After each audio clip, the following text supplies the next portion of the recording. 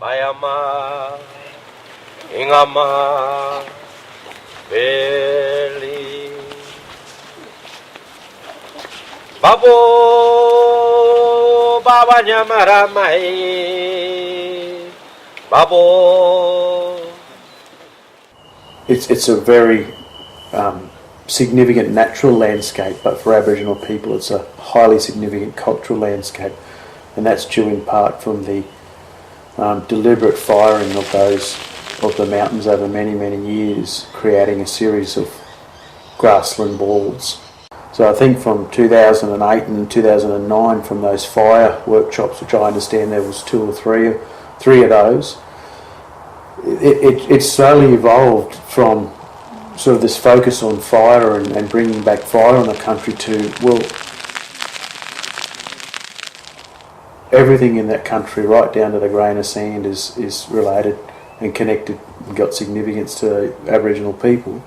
And it soon became broader than fire to actually a caring for country focus. It was quite clear that many of the elders were adamant that this actually was what you'd call now as a modern day or our parliament, where serious business about the future of our peoples was conducted, and that was, several elders had told us that, and more significantly that the gatherings came from as far as Northern Territory in Western Australia. We got stuff from Noongar country, Western Australia. We got stuff from Auckland, from South Australia, up north. That's how the painting come down here. That's how the Uridu come down here. I would argue that this place is of national and arguably World Heritage significance based on the Aboriginal social and cultural values.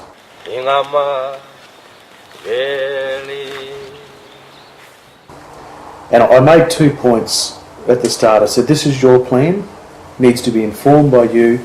You don't need to make concessions. It needs to be how your aspirations and values for that country and how you want it managed.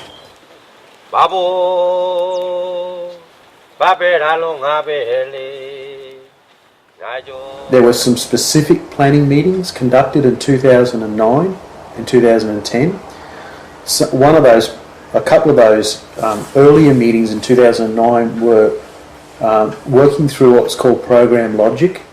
This action has to happen first before this can, so we're starting to prioritise our actions as we go. Areas, so we can provide those data sets the way we do within our area. Then you guys are feeding information back as well, so that's a two-way street there. Okay. So it's really informed the content more broadly, the timing of actions and activities, and it really helped when I got engaged to sort of set some of that foundational work. What we also did was interviews with a number of key knowledge holders and elders, and we did that right from Eidsvold right down to near the New South Wales-Queensland border, and I think it was upwards of 10-15 elders and knowledge holders were recorded, and that information was very important because it personalised this plan. It wasn't just a plan that, oh geez, it looks nice, it's got a lot of nice words in it. It was actually people's feelings and thoughts and beliefs about that country and how it should be managed. Out here at this dye camp, they had a track across to the Bonye Mountain. Another place out here, Toowoomba, that's a gettable name for camping area. Obviously all the work going back to 2003, those fire management forums, that early 2003 aspirational document, some of those elders had passed away now and they're really wanting to see things happening. I ensured that was considered. What I also considered was previous research and photographs and historical and ethnographic information. Most of that was recorded by non-Indigenous people and often during colonial Queensland times. That formed secondary information, was still used. Obviously the primary sources of information is what Aboriginal people who've got connection that country said and wanted. And then other meetings like the Bonye Partnerships Coordination Group, which is the Aboriginal people and the stakeholders. Meetings of those groups and sort of the minutes and actions and key elements. This plan was a product of people being involved, community feeling like they got ownership. It's their plan. One example of that was, well, how's it going to look and feel? The elders and community thought it would be useful to have an artwork competition where it went out to the broader community who've got connections to this country, and we received a number of artwork submissions. And one of the artworks received was from Auntie Cynthia Wilmot, which was a very beautiful Bonye painting. But that was actually selected to be the centrepiece, I guess, of the Bonye Caring for Country plan. And what it did is elements of that artwork were used right throughout. So that theme, the animals, and the birds, sort of gave a theme from front cover right through to the back cover. Photos of fire management, people involved in meetings. So it's sort of what I would call a record of involvement in the plan. So you can actually see it evolving as you look through the plan. You can see those meetings taking place where serious business is being conducted about the plan. You can see community forums, you can see mob out on country, you can see ceremony, welcome to country happening, which is important.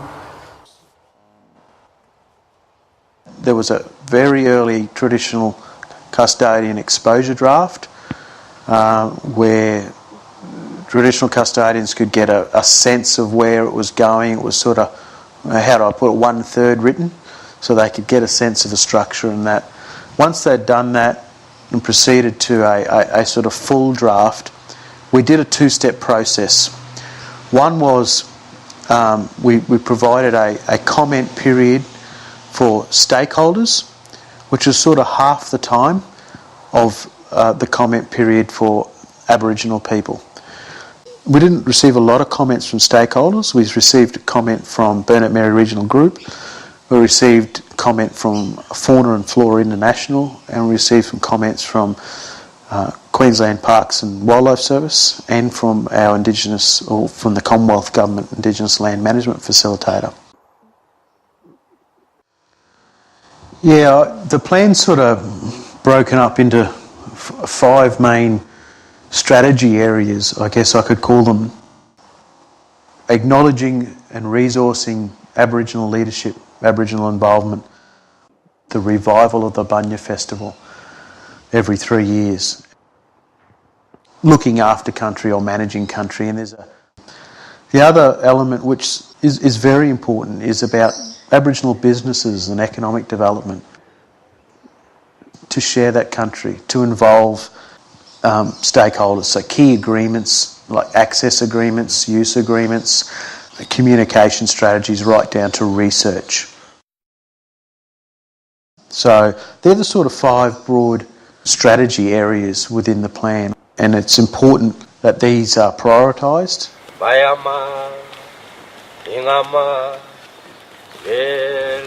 So I think in hindsight it would have been great to have some more input from Burrungum speaking peoples, but it wasn't from lack of trying on behalf of Aboriginal people, traditional custodians, myself and others, to identify and get input from those Burrungum speaking peoples. For me it was just wonderful, and now that we are in this together, I hope it stays that way and help some of our families to come together on this and get us back on track in caring for country. The plan is a very good plan. It made us think about how we can care for country.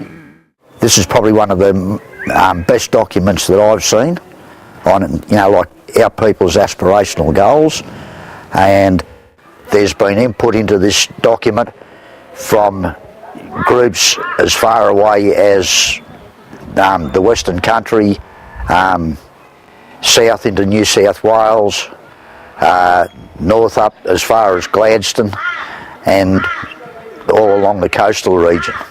You know, it totally reflects the views of all those traditional owner groups. Babo Baba Nyamaramai Babo Babo